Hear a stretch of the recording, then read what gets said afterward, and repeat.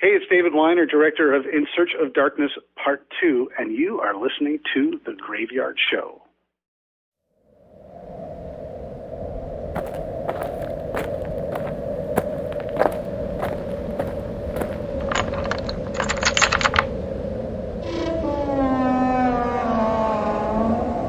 Welcome to the Graveyard.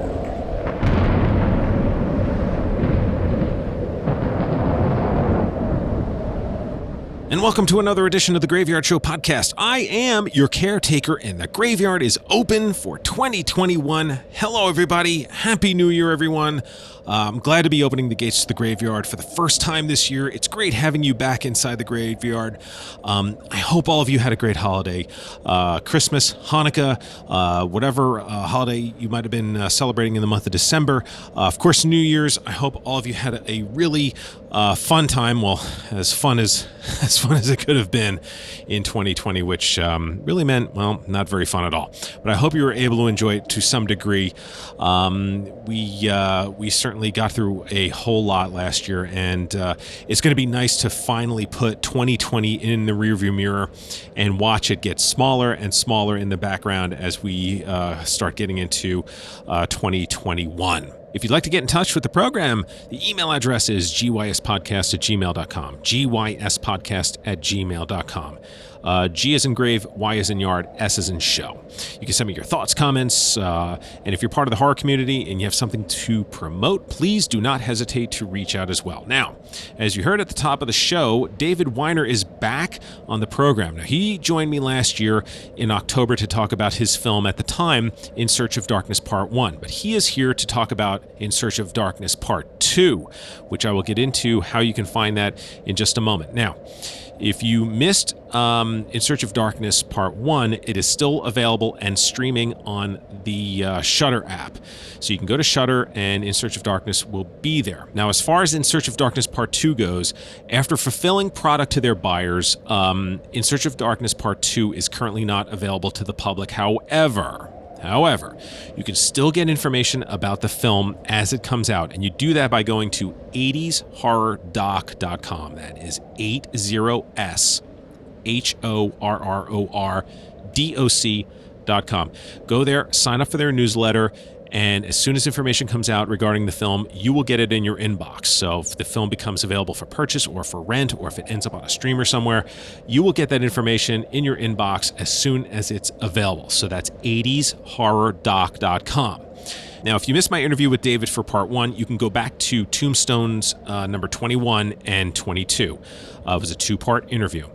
My interview with David is just going to be for this podcast regarding Part 2 of In Search of Darkness. But I'll get into on the other side of this interview something else that David and I did for a future project coming up. All right, there's so much to talk about with David that I don't want to waste any more time. And as you can hear in the background, my grave diggers, they're ready to go as well. They've had quite a few months off. They're well rested. They are ready to go. And when they start digging a new grave here, that means only one thing. My guest has arrived, and it's time for me to go back to the 80s and get to work.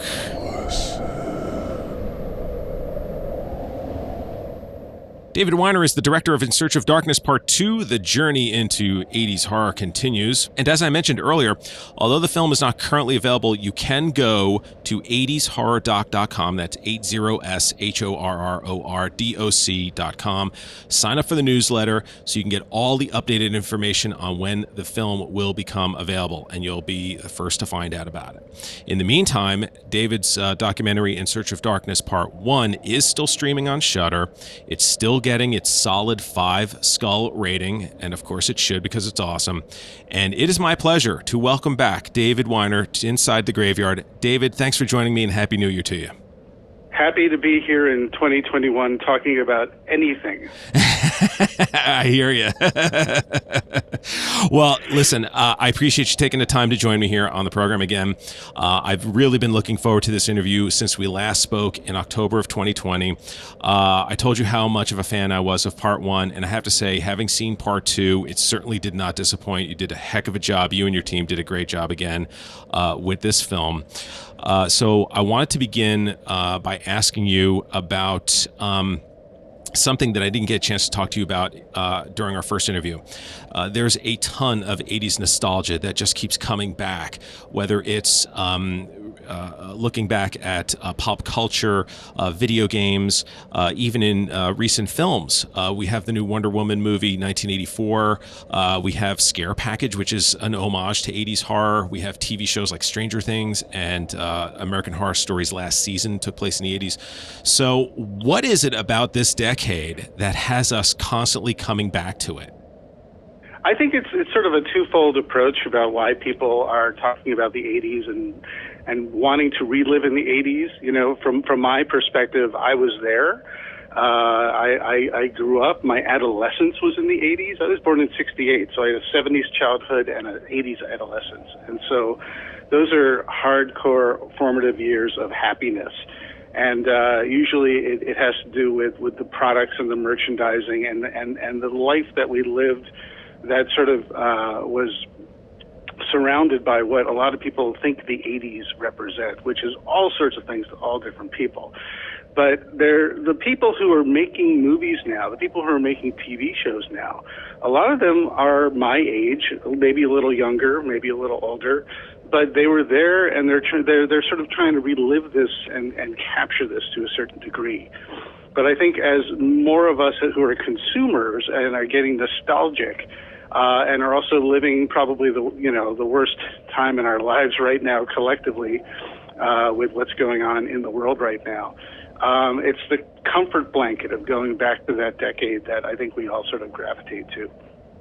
But there's one other element to it, and that's, I think any decade, whether you're 20 or 30 years out, a lot of people sort of go back to these times, and it's cyclical. So, you know, the 70s was really sort of cool, and again, prior to the 80s being cool again. The 60s were cool before that, the 50s. I mean, when I grew up in the 70s, a lot of the shows were, you know, Happy Days, Sha Na Na. You know, George Lucas was doing American Graffiti. You know, they were reliving their youths, and they were putting it on the TV and the big screen. And I was a little kid just lapping it up because that was the entertainment. But as you progressively go, you know, you've got that 70s show. They did try and do that 80s show, but I think it was a little too early, and it didn't last very long.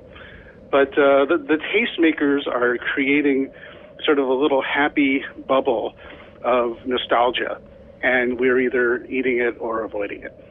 Yeah, it's funny because you and I are not too far off age-wise, and I always tell people that I'm a child of the 70s, but I'm a product of the 80s. And yeah, it really is so true because, I mean, you think about those days, like you mentioned, Happy Days, and like seeing the sitcoms from the 70s, and then all of a sudden you progress in the 80s and how everything kind of just went into overdrive all of a sudden with the opening up of cable now into more homes, and you started just seeing all this stuff happening, home video and everything else. It's pretty incredible. Yeah, so it's one of those things where, you know, as a kid, I was ready to watch The Muppet Show, but I had to sit through the last couple minutes of Sha Na Na waiting for it to start. Yeah. You know, that's sort of my take on things, you know. And then Happy Days, you know, that was just a fun, funny show that happened to take place in the 50s, and of course the Fonz was like an icon of the 70s. But I think now there's just a lot of nostalgia for it, and when you look at things like Stranger Things, I kind of feel like, even though I really enjoy watching that, I since I was there, I can sort of pinpoint, you know, with laser focus accuracy, which is probably a little not a good thing.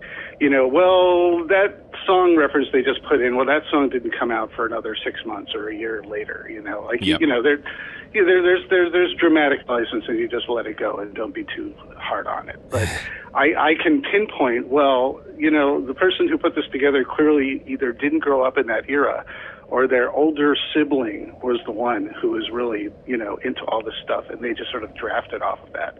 And then that's how you could sort of isolate whether or not they really knew that era or just are fond of it, if that makes sense. Yeah, you know, it's interesting is that you mentioned the 50s, and the 80s kind of reminded me a lot of the 50s. But if you had the 50s on one side of the coin and you flipped it to the other side, that's where the 80s was. It seemed like it had a lot of roots in 50s nostalgia or history, but then all of a sudden it took this hard turn where it was...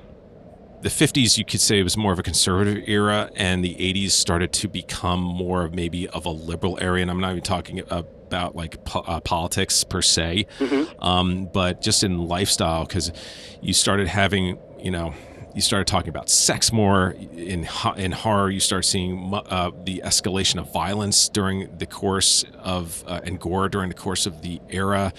Whereas you had Letterman's jackets that high school kids would be wearing, like that would in the 50s. You would also see something, like mini skirts of the 80s. So you had sort of this like yin and yang almost between the two different decades. Listen, we were living in a Xanadu world, where you have Gene Kelly who's trying to, relive the great 40s era, the big band era. And then, but he's digging all the sort of the new age pop and punk of the 80s, and when they're building that club together, Yes, my wife, by the way, would appreciate that. Reference. My wife would appreciate that reference on both levels, as friend Gene Kelly and Xanadu, because she's a big fan of both. I rewatched Xanadu not too long ago after literally not seeing it for decades, and I will always champion it because I saw it in the theater, and. But it's important to me because I when I revisited this, I thought, well, I love the ELO music. It's a fun movie. It's meant to be not very, it's meant to be kind of dumb. But I was actually taken off guard by it, by how much heart it had, and how much optimism it had. And I think it hit me in the feels in the right time and the right place, because I watched it over this past year, which has really been pretty miserable for many reasons, as we all know. And I was really struck by there wasn't a big age division when it came to appreciating all this art and music. And that's what really struck me. I'm just like, listen, you don't have to be cynical about this stuff if it's not your era. You could appreciate it, and you can blend it with contemporary stuff and have this nice gumbo of material and still be able to enjoy it. Yeah, that is so true. It's been a while since I've seen Xanadu. This is going to be the Xanadu podcast. We're going to talk about this now. Exactly. I'm sure my wife will be like, podcast? Yeah, my wife's going to be like, yeah, let's go watch it. She won't argue at all about that. So, Pauline, I do want to say something real quick though. Yeah. Just that you brought up something interesting, about the 50s and the 80s, and I think a lot of, at least and I'm speaking solely for myself, in terms of growing up in the 70s and growing up in the 80s. In the 70s, I was fed a steady stream of, Leave It to Beaver and Gilligan's Island and the Brady Bunch and, the Andy Griffith Show. Yep. And the idealism that was, I know the Gilligan's Island was the 60s, and Brady Bunch was the late 60s and early 70s. Was it late 60s, or did it start early 70s only? I think it was late 60s, mid to late, I think. Yeah, at the very beginning. Yeah. But my point is that there's a real idealism, and you said conservative, but I saw it as this sort of utopian idealism that was being, it's the thing that was deconstructed in Pleasantville. But that was the kind of thing where everything was tried to be perfect and have a great message, and you get to have a boysenberry pie at the end of the episode. Mm-hmm. Whereas the 80s for me, it was a very different time, but that sort of is encapsulated as kind of this greed is good time now when you think about it. Corporate raiders and Reagan and Thatcher and AIDS and all sorts of, complicated issues. But for me in the 80s, it was about John Hughes and the opposite sex and music and movies. And that's all that I fed on. I wasn't interested in the drama. So I saw the 80s as more of just sort of trying to define who I was and using media to sort of cherry pick what I wanted myself to be as sort of this amalgamation of what the media was telling me I should be, especially with the MTV generation.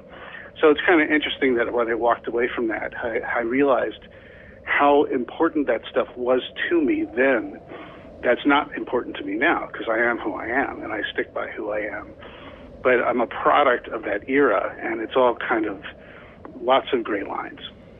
You and I are very similar that way, because it's interesting. Because I always find myself when I'm reminiscing about that time period, a lot of it is like, what was on television, what was I finding, going to home video stores, watching things, being caught up in a lot of that media stuff, especially like Atari coming out. Yeah.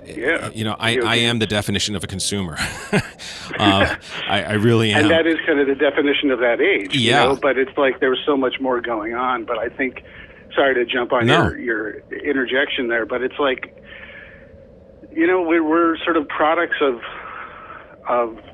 product merchandising, but that was really all over the map. And so it's kind of interesting to see how our generation, the Gen X generation, sort of, which was kind of this latchkey generation, was trying to sort of figure out who we were, and while our parents were working, and the media really drove into our brains what we should be. So what we ended up being is kind of an interesting conversation.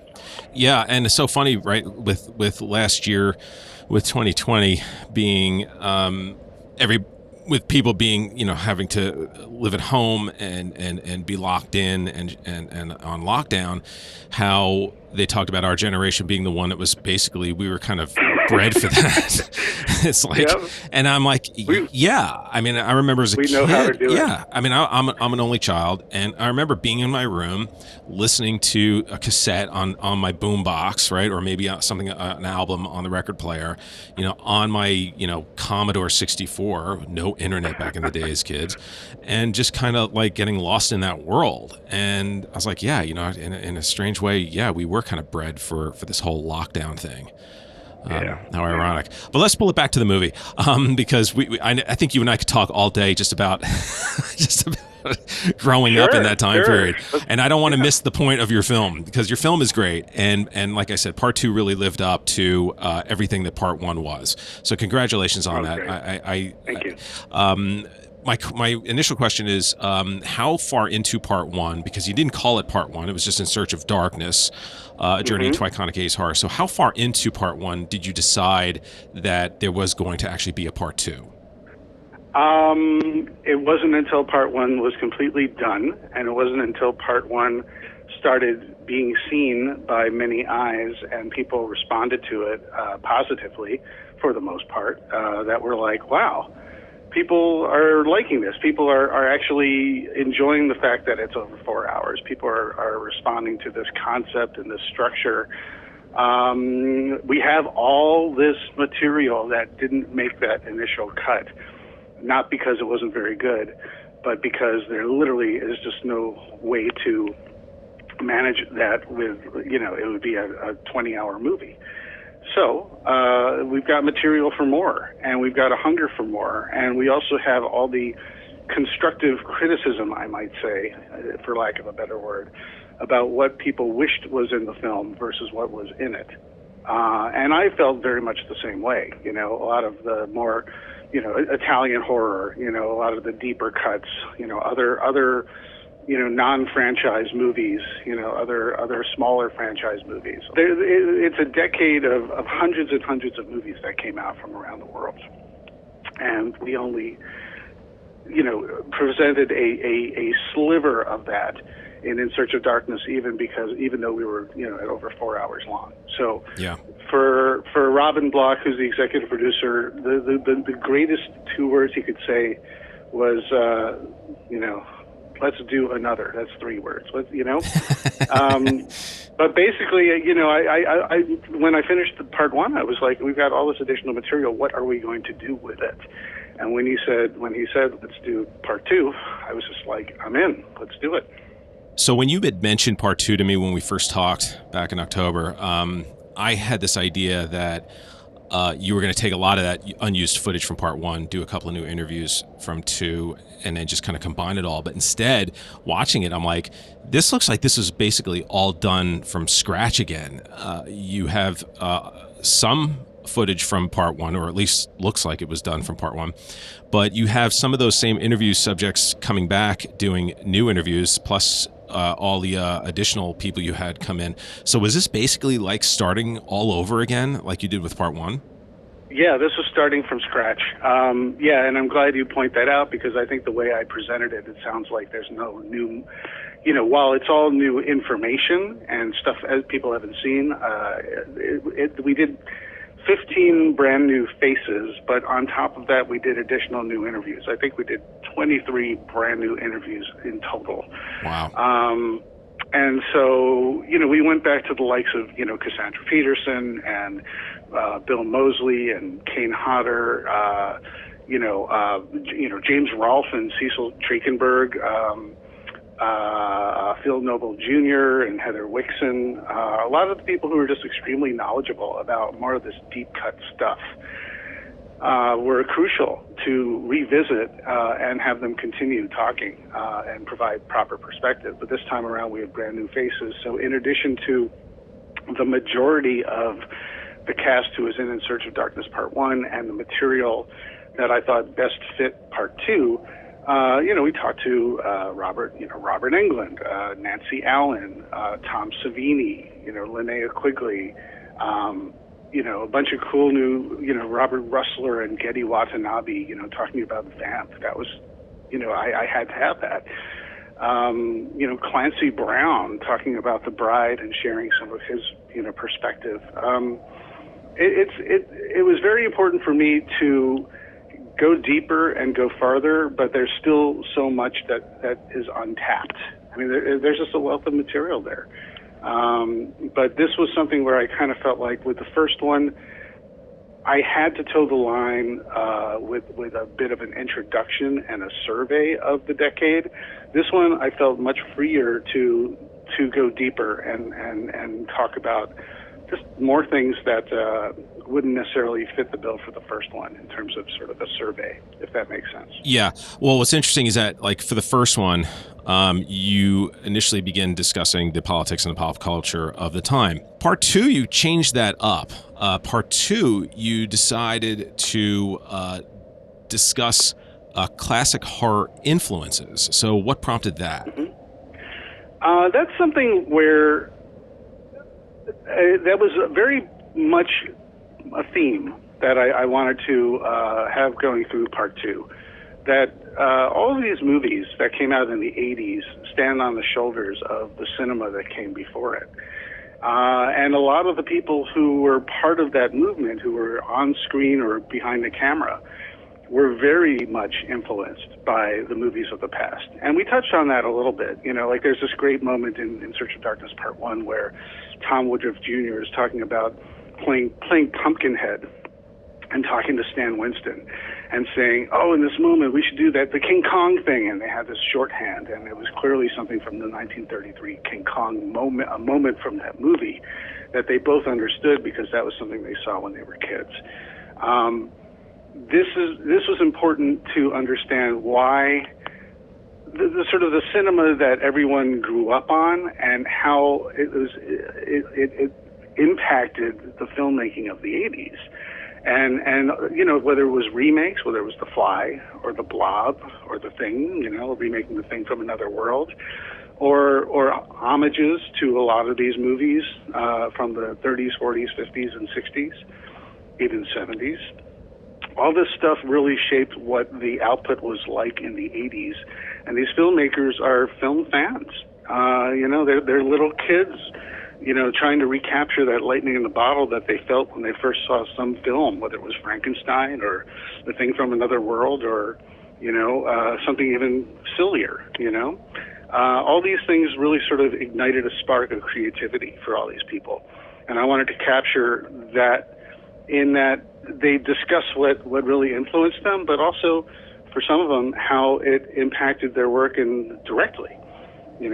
Whether it was Tom Savini realizing that, watching Man of a Thousand Faces with about Lon Chaney and realizing that you could do that for a living. I mean, that just was a revelation to him.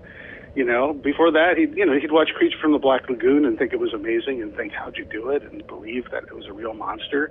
But then you see a movie about there was a person behind the makeup, and that someone could do that for a living. And he just said, that's the life for me, or Don Mancini, watching The Omen and seeing David Weiner get, lose his head. Yeah, and saying, oh my God, that's horrific. That's made such an impact on me. Now I have to do it in my movie. Yeah. And there's a direct link there. There's lots of stories there, but I thought it was important, especially having James Ralph sort of encapsulate that, or even Cassandra Peterson and her show. She wanted to share. She did what we're doing with the movie with her show, Movie Macabre, and basically whether it's a goofy movie or a good movie, but mostly schlock for lack of a better word. She was introducing a whole generation to sort of a library of films that weren't going to get much love or attention. So she could poke fun at it, but still present it to a whole new audience and give them an appreciation for, for every Lawrence of Arabia, there's a Plan 9 from outer space, but there's the virtues of it. So that's what a lot of these people were doing. Now, like part 1, part 2 goes in chronological order. The first film that you discussed in this one is Inferno, Dario Argento's film from 1980. What's interesting is that you started part 2 off with a quote from Dario Argento as well. So I was wondering if this was done purposely to include the maestro in this one and showing that, hey, Dario Argento was very much a part of the 80s as well as Italian horror, which you would eventually get into in this film as well. Was that the case? Was that done intentionally, focusing on Argento at the top? Absolutely. But what he says is very important, and it's to loosely describe what he says is that it's horror is like a snake shedding its skin. It's constantly changing and constantly evolving, and it's ready to bite you. That's a very broad paraphrase, but that's kind of what it's about. It's constantly changing. I thought that perfectly encapsulates why we can do another 4.5-hour movie and have it all be brand new material, because there's just such a wealth of material there. It's still very different. It's still evolving. It's still changing. You can track that evolution over the course of a decade. And more importantly, especially where Italian cinema is concerned, you could see how they were influenced by American cinema. They put their own spin on it, and then you could see how American cinema would respond to that, and then you would see how they would respond to American cinema responding to them, and it's like a snake eating its tail. Yeah. And it's very interesting to see that evolution, but when you look at Italian horror and a lot of the international horror, it was just nuts. I mean, they really just, they cranked it up to 11, so, to reference Spinal Tap. So it's one of those things where, it made that decade that much more interesting as well, because definitely not for the squeamish. And if you're a true horror fan, that's the kind of stuff that you really gravitate to, which is why it was very important to me to cover some of the things that really are not very palatable. I mean, I did a whole chapter on Italian horror, but the sort of faces of death snuff films that started out in the 70s and the late 70s and the early 80s with Cannibal Holocaust and Cannibal Ferox and these sort of fabricated snuff films. Why people gravitated to that stuff, why that stuff is important, and how they presented these things to make it feel real. To the point where, like, Deodato, the director of Cannibal Holocaust, was arrested. He had to prove that these people were not killed on film. It's very interesting. Well, another interesting thing that I honestly wasn't aware of before watching your film was how Italian filmmakers constantly referenced vision and eyes in their films. It's brutal. And it's just oh my gosh. Overkill. It's overkill. No kidding. My goodness. But again, that was something that I was like, yeah, when you start putting the patterns together, you're like, oh yeah, this was a theme that was used a lot during that time. It was nice having Gioretta as part of the cast. She's in Demons, and she's been in a lot of Italian films. Sci-fi and horror, and she's quite a smart and intelligent and entertaining human being. She's very fun. She's the one with the cat ears, the only one wearing cat ears in the movie. But she's there to sort of provide some cultural reference, and while it might be strange to us, to them it makes sense from a cultural point of view.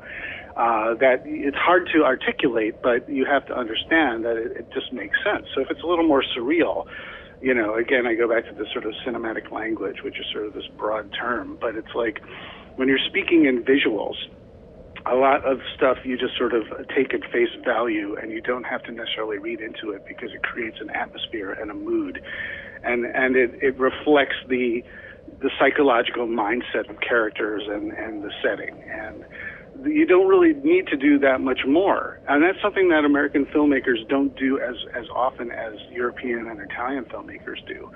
But there was, again, sort of this influence on American film as well.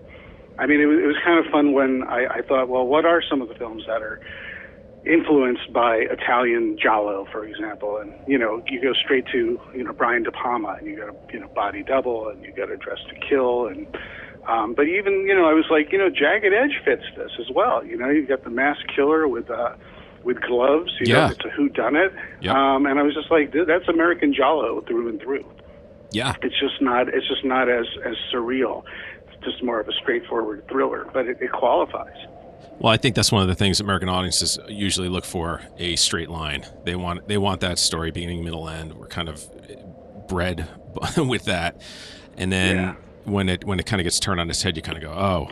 And but I also think that's why so many people are big fans of Italian films, and other foreign films for that matter. I mean, when you look at that stuff and you go, man, like this is like the story may not make any sense, but the film is so good because there's so many elements that comes to it, and that's why I think I always find myself going back to some of these films that may not be considered good films or may not have very good stories, but I just enjoy watching them. And I think that's part of cinema, right? You're sitting and you're watching, you're taking this in, and sometimes it's not just about the story. The story, of course, is a major part, but watching these beautiful images and seeing performances and stuff, it's kind of like, wow, that's pretty cool. Two filmmakers come to mind when it comes to that. The late, great Stuart Gordon and Sam Raimi. And amid all the films that were, and maybe I would say Frank Henenlotter as well, where you basically have everything from Evil Dead to Reanimator and from Beyond to Basket Case and Brain Dead. Those movies are really great because they don't tell a linear tale. It's really sort of muddled and strange and complicated. Reanimator is a little more straightforward, in comparison to those others, but yeah, they tell a completely bonkers, unpredictable tale that is an incredible. They resonate to this day because even if you haven't seen Reanimator in a while, or if you've never seen Reanimator, you just plunk that down in the middle of the other material that was coming out in the 80s, which was already kind of crazy. Or if you look at it, in comparison to contemporary films today, the Reanimator is just unpredictable and crazy, and pushes the envelope. That it's a perfect way of using that tired phrase. But it's a crazy film that is shocking. And I can't remember the last time I rewatched a film and was shocked, even when I knew it was going to happen, because of the material and the sense of humor that is, that Stuart Gordon puts in this story to make it all work and make it all make sense and not make it overly ridiculous, but to sort of reinforce the ridiculousness and make it work. You could potentially connect it to some of the Italian filmmakers. I wouldn't say it's a direct line at all, but in terms of non-linear storytelling or really unpredictable or really just trying to shock but make it part of the story as well, it's interesting to see how those fit in the overall timeline. Well, what's interesting is that there's only one movie, and I'm not exaggerating when I say this, there's only one movie that I ever watched where I actually got nauseous. I think you know where I'm going to go with this. And one of your interview subjects mentioned it as well. And that was a little movie called City of the Living Dead. Yeah. Which was, when I rented it, it was called The Gates of Hell at that point. Right. And I don't know how I got my hands on this, because I don't think I was old enough to rent this, but somehow, I don't know if my parents indulged me or whatever. And I remember popping it in, watching it in my room, and then that scene came up in the car. And watching that woman vomiting her intestines out was unlike anything I was ever ready for, ever expected, and it still has traumatized me all these years later. It literally took me 20 years to pop that movie back in and to watch it. Nothing prepares you for it. That scene just kind of comes out of nowhere. Oh, by the way, this is going to happen now. You know, I have a vision, and now I'm just going to retch up my guts. Yep. What can I say? I think a whole generation of people who got their hands on that, whatever age they were, but especially if it was too early, that made an indelible impression. Oh yeah, and that's just funny. That's just funny. There's no other way to look at that because it's so horrible and ridiculous and terrible. Yes, but it's a vision as well. So it's like, okay. I grew up, when I grew up going to the video store, I never had that friend who saw all this stuff ahead of me and said, you have to see this, when it came to a lot of Italian cinema. So I had to discover it myself over time after people would talk about it. But early on in the 80s, I didn't see a lot of that stuff. So, and I think I when it came to excessive gore, at least on the earlier side, when I was, growing up in the 80s, I kind of veered away from that stuff. I mean, I remember seeing Zombie on the cover of Fangoria, and they were talking about how is it, the grossest movie of all time or the most, over-the-top film. That, to me, was not an invitation to go seek it out. Yeah. It kind of was, where I was like, I got to check out this box and see it for myself, but I never had the guts, so to speak, to rent it. At least at the time. Now I love it. It's great. But at the time, they built this up to be such a horrifying film that I was just like, nah, it's not for me. It's too much. I stayed away from Chopping Mall because I didn't like the title. I was just like, they're showing a hand showing a shopping bag with dead body parts. Yeah. And that why is that appealing to me? I had no idea until years later that it was. As Barbara Crampton puts it, it's just like, killer robots who laser you to death, yeah. Did you imagine that title? Yeah. Well, it was called Killbots at first. Yes, that's right. Yes. But I digress. But it's a lot of it is about how these things are marketed and presented. And for me, a lot of this stuff, I saw a lot, but a lot of it I discovered later because I just didn't have that one friend or that one, accident where I picked it up and just popped it in just to see what it was about. And, when it came to Italian film, I didn't have that early on, and I'm probably, a little more psychologically together because of it. You were spared. Hey, speaking of crazy movies, I want to jump from Italy to Japan. And okay. I want to talk about Tetsuo, the Iron Man. Absolutely. So you were able to get the film's director, Shinya Tsukamoto, in your documentary. Was it easy to find him? Was it tough to get him? How did that work out? He was not difficult to get. He was just very receptive. I think I would like to think that he was honored that he would be part of this. And I was honored to be able to speak with him. And, he doesn't speak much English, and I don't speak much Japanese. So we did the interview over the ones and zeros with an interpreter and a local, crew. And we got this interview. I have to remind people that when I made this movie, the majority of the interviews I did, I said we have 15 brand new faces. I was hoping to get many more, but we were shooting, we had a 3-month lockdown where we couldn't do anything. And that really changed the dynamic of what we were able to get. And so a lot of the stuff also in terms of my travel, being able to go anywhere, was limited.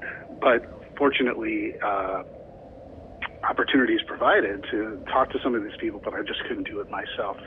I had to do it over the computer. So I basically worked with a time zone differential and interpreters and a local crew, and did the interview from my desk, basically. Well, it was great. It was really interesting to hear what he was talking about, how when he was a child, how he hated the dark and how he would have these crazy nightmares. And then as he started to put stories together, I think he was saying as he was starting to put stories together, then those nightmares went away. It was really interesting. Yeah, he sort of conquered his own demons and bad dreams, and he didn't sleep well at night as a kid. He had a lot of bad dreams, and I'm sure there's a whole psychology there that we didn't really go into, but he sort of conquered that by taking all these nightmares and sort of trying to speak to it on film. And once he was able to understand that he was the audience to his own nightmares rather than the victim of his own nightmares, he was able to sort of manage it better. And then he was compelled to put it all on film in this sort of this outrageous film that's just it's a dream sequence through and through. Talk about surreal. Yeah, I mean, it really is. It's not a favorite film of mine, but I certainly appreciate what he and the crew did to make that movie, because it is a piece of art. It really is, because it's an experimental film through and through, and I'm glad it's not like a 2-hour film, because it's energy draining. To sit through it, and I don't say that in a negative way. It requires your utmost attention and brain processing to watch that film and figure out what it means and why. And that's why it was very important for me to discuss what this meant to him, because you can interpret it in 28,000 different ways, but it all comes down to the filmmaker and his vision. And some filmmakers like to say art it should speak for itself, and you figure out what it means. But he was able to sort of interpret, the connection between, modern life and technology, and the fusing together of struggles, and it made more sense when he explained it. Yeah, talk about a film ahead of its time. I mean, especially on that topic. Yeah. I mean, I know we're still in the early stages of what is now modern technology. But I mean, that movie could have been made right now, and it would just be as relevant as it was back in '89. Absolutely. You did features on Nancy Allen, Linnea Quigley, Tom Savini, Robert Englund. What prompted that idea for this film? Because you didn't do that in part one. One of the obstacles for doing part two was being able, and this is again a good problem to have, was getting people that you wanted in part one, but you couldn't get them for whatever reason. And then they were available for part two. But then you find yourself, we already did Creepshow, we already did Dress to Kill, we already did a bunch of Nightmare on Elm Streets. Do I redo these, but I now have the point of view of these actors, or do I approach it in a different way? And I thought sort of a career retrospective, focusing on their 80s work, but what led up to that and what went after that and how it fits in, plus their point of view, allows me to sort of cheat a little bit. And I get to revisit these movies from a different point of view, but we don't focus on the movie solely, if that makes any sense. And it allows them to share their point of view and their perspective and their hindsight is 20/20 recontextualization of their work in the 80s and how it fits in the overall canvas. To me, those are some of my favorite parts of this film, is being able to spend focused time with these incredibly iconic individuals, this quartet of individuals, and their impact on the decade. What I liked about it is that it brought you added a flavor to part two. You had everything that was familiar from part one, and then you just added another ingredient to it. And I thought it was really, really well done. And I like the fact too that Nancy Allen may not be somebody who people immediately think of from that time period. And obviously with Linnea, everyone knows her, but I don't know if it's kind of tough, right? Because I think horror fans know who she is, but I think casual horror viewers don't know who she is. Yes. Yeah. And she has such iconic, between the kill in Silent Night, Deadly Night, and then obviously Return of the Living Dead. I mean, they're two iconic horror sequences. And that's another one, with Night of the Living Dead, Return of the Living Dead. I had already done that, but Yeah. I wanted her point of view. But when I said, I get to cheat, what I also mean by that is that, like, if you have Nancy Allen, it's a crime not to talk about Carrie. But Carrie is 1976. Yeah. So how do you include that and have her talk, thoroughly about that, and have it fit in this film, which is focused on the 80s? And that was sort of the way I sort of did with the origins, the demon seeds, of these films of the past. It helped sort of reinforce that theme that a lot of these movies sort of led into the type of stuff that came out in the 80s, but if it didn't fit actually chronologically in the decade, it could still be covered organically. Yeah, no, it was really a lot of fun to see that. Robert Englund mentioned something that was very interesting. I'm going to talk about his directing side as opposed to his acting side. 976 Evil film he directed. I'm sure most people probably know that out there. For those of you that don't, that was his one movie that he directed. I think a lot of, sorry to jump on your intro there, but I think a lot of people don't know. A lot of people don't know that. You might be right. I mean, it's a film that kind of got lost, right? I mean, it's sort of like you hear it and you go, huh? And especially for those of us, again, living through that time period when you had the 800 numbers, the 900 numbers that were coming out. I just saw one actually a couple days ago. I think it was New Year's Eve on one of the channels. They had a commercial for an 800 number. And I'm like, what? Like, they still have those? Like, people still call in, like guys still call in. Hey guys, you want to call up? You're alone. It's like, what? Bizarre. But with 976 Evil, I think it does kind of get lost in there. But Robert Englund directed it. It was the only movie he directed, I believe. Yes. And I think he did a little bit of television, but he talks about the reason why he doesn't direct. And the types of movies that he would like to direct in this film, which was very interesting to me because he felt more pigeonholed because of his association with Nightmare on Elm Street and Freddy, that the types of movies that they wanted him to make or would offer him to make, he didn't, it was more complicated to him because they were so effects driven, and he was much more interested in character driven fare.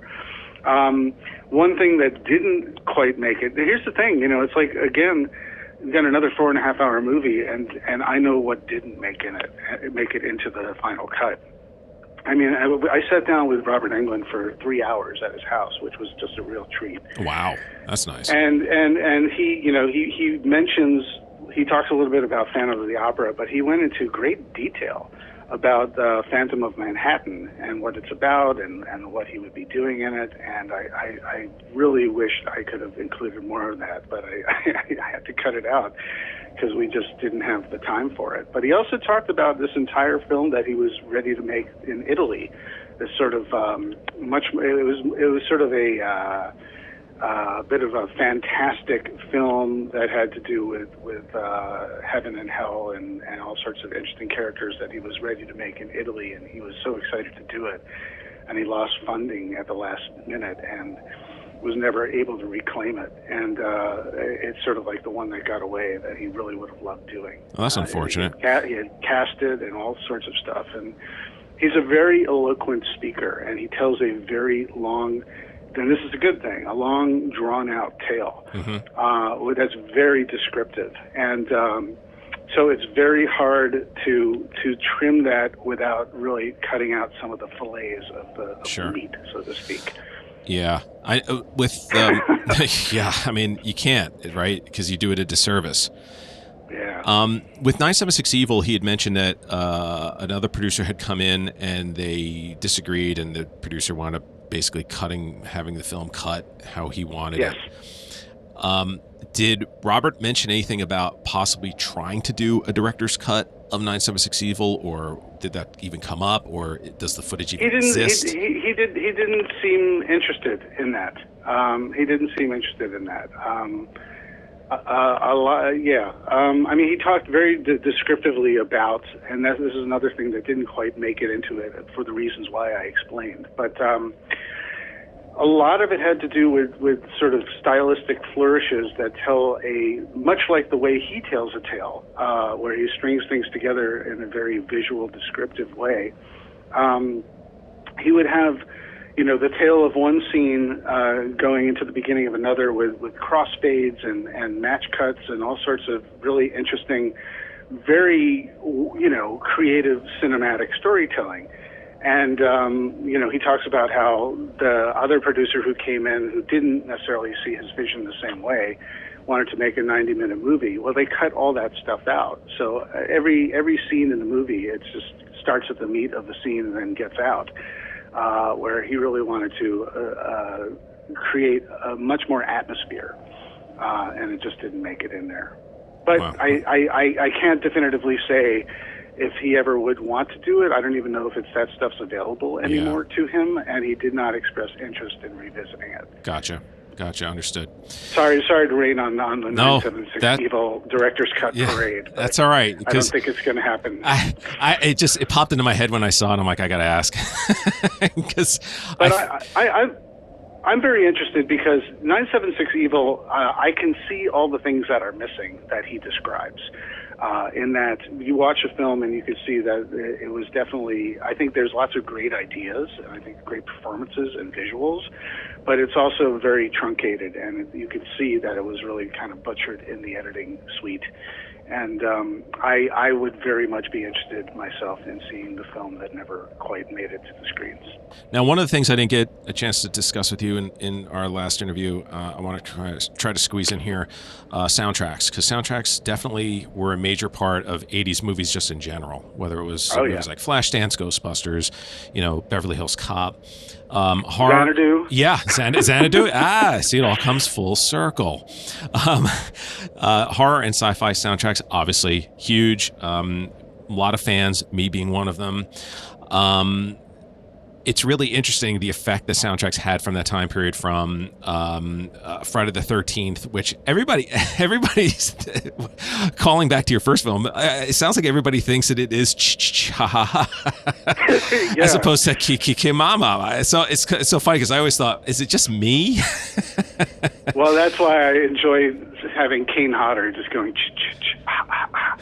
and he's Jason in 4 movies, so exactly. You should probably know, but he's just like, I always thought it was that.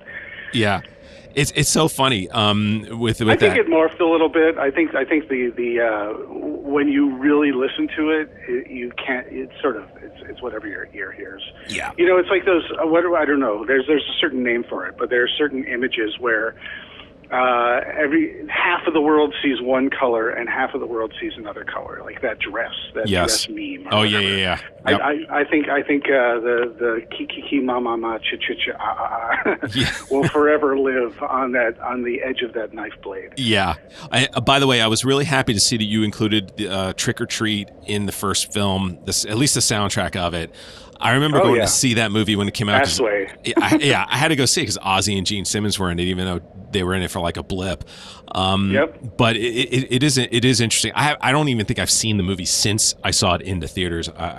I couldn't even tell you anything about it other than Gene being the radio announcer and Ozzy with that great turn as the preacher. Televangelist. Oh my God, that was so. I saw a clip of that the other day. It's so funny, so good.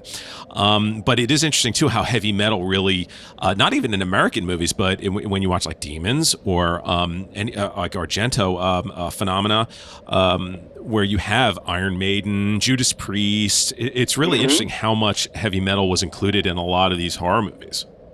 Yeah, there was a real association with the sort of the rock and roll. Well, it's like Ryan Turek talking about, it sort of had this rock and roll you attitude, this punk rock kind of feel to it.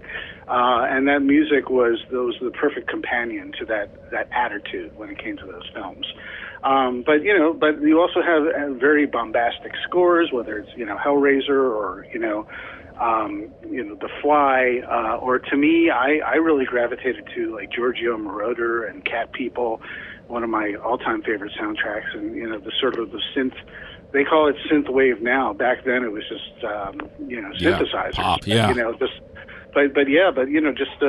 John Carpenter really set the tone for the entire decade with his soundtrack for Halloween and then everything else he did. Yeah. So it's kind of like when you go to sci-fi for a minute. At a certain point when it was the 60s and the 70s, they thought if they're going to do sci-fi, it's got to be blips and beeps, and it moved on from the theremin to the synthesizer. Yep. And although he wasn't the first, all of a sudden you have John Williams and George Lucas collaborating with the ultimate symphonic score, and that sort of was a seismic shift in what everyone thought made a movie bigger in terms of sci-fi. Yep. It told a big, larger tale, but there still was people who couldn't afford that. They couldn't fit the band in the room, so they had to stick with their synthesizer. They just didn't have the budget. So no one genre sticks to one style or genre of music. Yeah. And that, to me, is very interesting to explore the depths of that. True. Speaking of soundtracks, Weary Pines provided the score for both your films. How did you end up meeting them, and did they provide all of the score, or did they do? I'm not sure how much. So could you explain how much they contributed?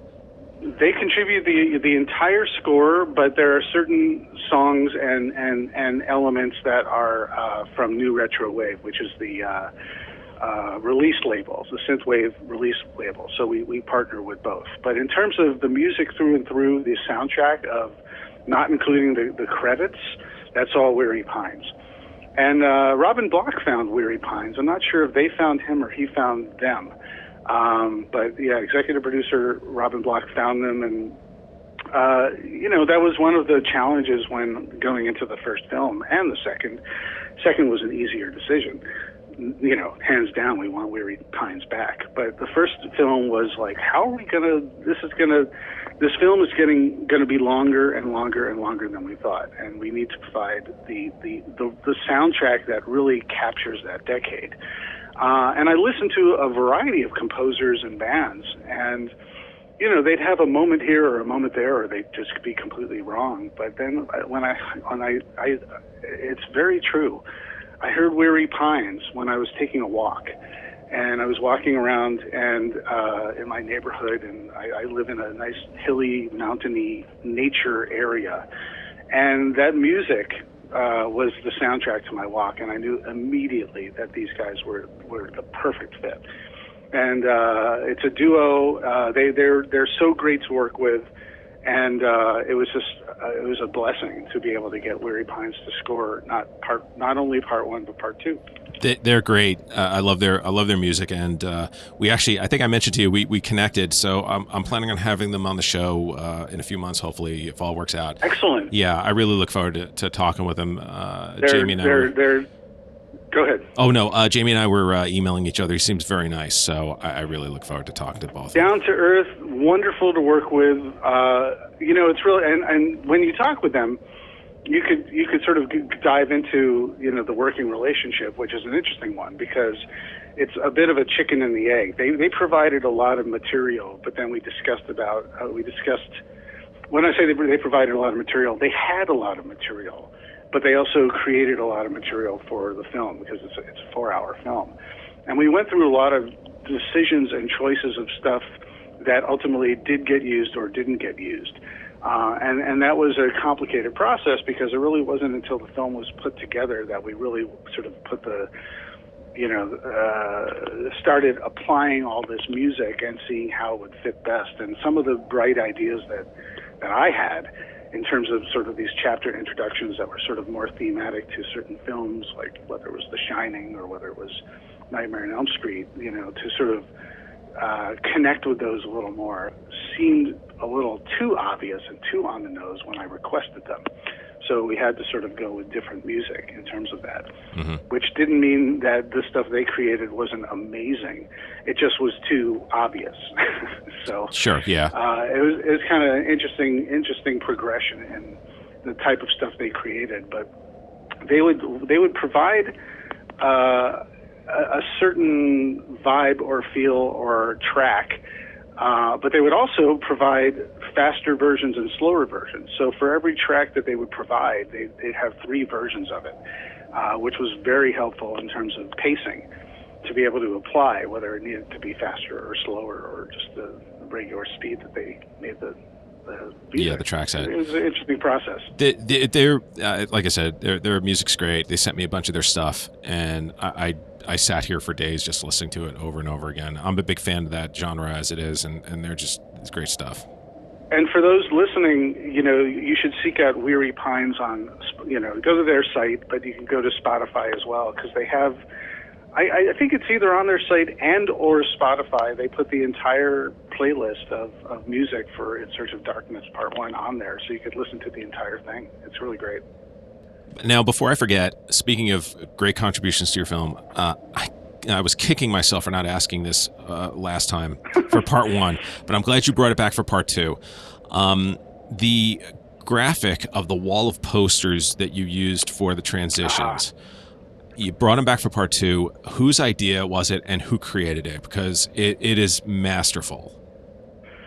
Well, I would say that when I first was putting the structure together, it was while I was listening to Weary Pines music, I would think to myself, how are we, there's so many more films that we're going to be able to get to, and there are so many great posters out there. How cool would it be if you have this wall of posters for each year, and you show them all, and you sort of move around them, and then you focus in on one, and that's the movie that you're going to talk about. And I expressed that desire of visualizing that in some way, shape, or form to Sam Way, who's my editor, and Paul Conshake, who is our graphic designer. And Sam ended up putting something together that was temp that we just thought was amazing. And we ended up fine-tuning that, and that's what we ultimately used. And it works so well. And then, so for Part 2, when we did our intro, Paul is the guy who does the graphics in the very beginning. Yeah. He also does those chapter graphics as well. I don't know if you caught. I'm going to do a quick tangent, but in 2 of the years between 80 and 89 for Part 2, there's some tracking issues. I saw that. Better. Yes. And we put that in just for I fun. love that. I absolutely love that.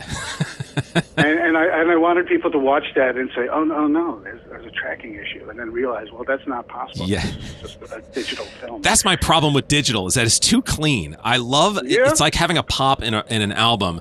You if you know a song that has a pop in it, it lives in that forever. I mean, and I love the tracking because it's so perfect. And yes, I have to say, I loved going through the video store in Part 2, that graphic of going through the video store out to the title, and then I love the jump scare that you guys threw in.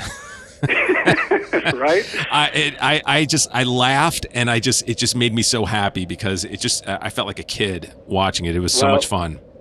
Great. Dave Morrell is this amazing artist, and he did one of the posters for of that sort of zombie skeleton cheerleader. And Paul, what he did was he took that material and he sort of led into it, and I such a bravura. I'm so proud of that opening graphic that he did, where you're flying through the boxes, and the idea was, it was originally supposed to be posters, but it was supposed to be reminiscent of browsing through a video store. That was always sort of the intent, to just show the art and the material that was there.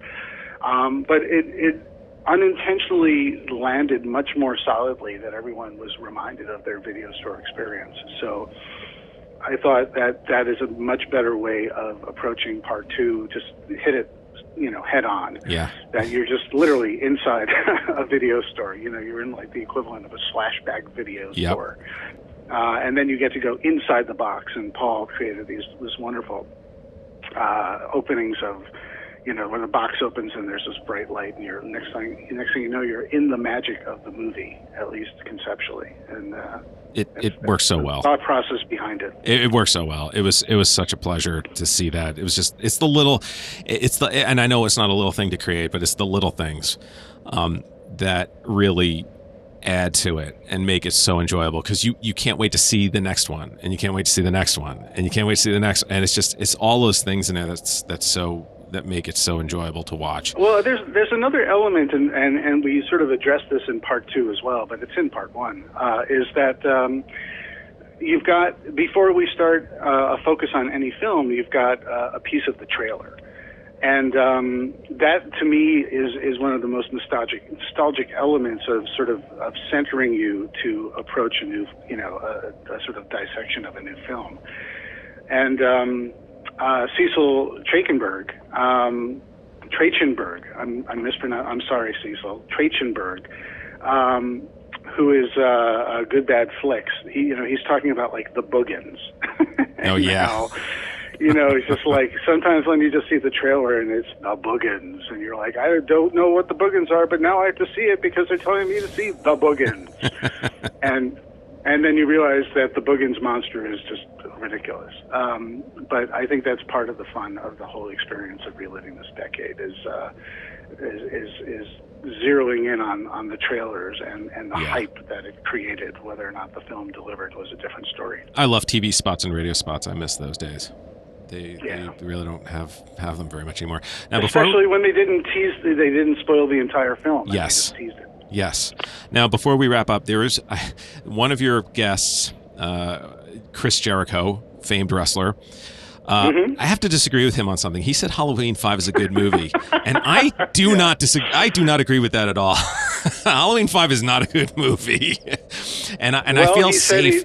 I feel safe saying that from here because I'm not going to get suplexed through a table or anything. So, but if I see him in person, I'll agree with him. Yes, you're out of reach, so you're safe. Exactly. He's such a great guy, and he's so knowledgeable, and he's just the fan of all fans, and I just really enjoy. I mean, he's got a great sense of humor, and I really love the energy that he injects in part 2. But yeah, you don't necessarily. That's part of the charm of In Search of Darkness Part 1 or Part 2 is people are sharing their opinions. They're not declaring it as this is the greatest or the worst or something in between. They're sharing their opinions why they like things, or why they don't like things. And I try and keep it progressively overall positive. But these films have to live or die by their own merits, and the fans either, they circle the wagons around them. I just wanted to say too, I was glad to see that no chuds or humanoids from the deep were harmed in making. Yeah, you caught that. Part 2. Very good. Yes, we saved the Cenobites last time. This time, no chuds or humanoids from the deep. I love that. I got to tell you, maybe the greatest thing I get to do in this movie is I get to write something like that at the end, at the last line of the end credits. Because I always really appreciated when I would look in the end credits of any other film when someone had a sense of humor. And it made it into the credits, and it made me realize that it's not this necessarily a strict thing that has to, everyone who participated in all credit where credit is due, it's important and necessary to put in your credits. Doesn't mean you can't have fun. I mean, I remember watching a Winnie the Pooh movie with my kid and watching the credits, and someone got a credit for, his credit was caffeination. And I just thought to myself, I thought caffeination, that perfectly encapsulates, a bunch of animators working on a deadline, fueled by coffee, and give, the guy who provided the coffee, the caffeination, that person deserves their credit. Between that and like production babies, I just love, no blanks were harmed in the making of this film. Well, it's a documentary. Hopefully no one was harmed, but no monsters either. Exactly. Well, listen, David, thank you so much for coming back into the graveyard to talk about In Search of Darkness Part 2. This was a blast. I think you and I could talk for days on all of this. Unfortunately, we're so limited here in time. But my pleasure. Thank you again. And again, for anybody out there, 80shorrordoc.com is where you can go sign up for the newsletter, and you'll get information as information comes out on the film and when it'll be released. And hopefully that'll be soon. So those of you that have not yet seen it can see it. In the meantime, check out In Search of Darkness on Shudder. David Weiner, director of both films. David, thanks so much for joining me. I look forward to having you here for Part 3. Me too. I really appreciate being able to talk about this stuff and getting a platform, even if I'm standing 6 feet under. And as I put this interview to rest, I want to again thank David for coming back on the program. It's always great talking to him. It's such an easy conversation to have. I probably could have talked to him for at least another hour regarding In Search of Darkness Part 2. It's just, I can't wait to have him back on the show again for his 80s science fiction documentary that'll be coming out.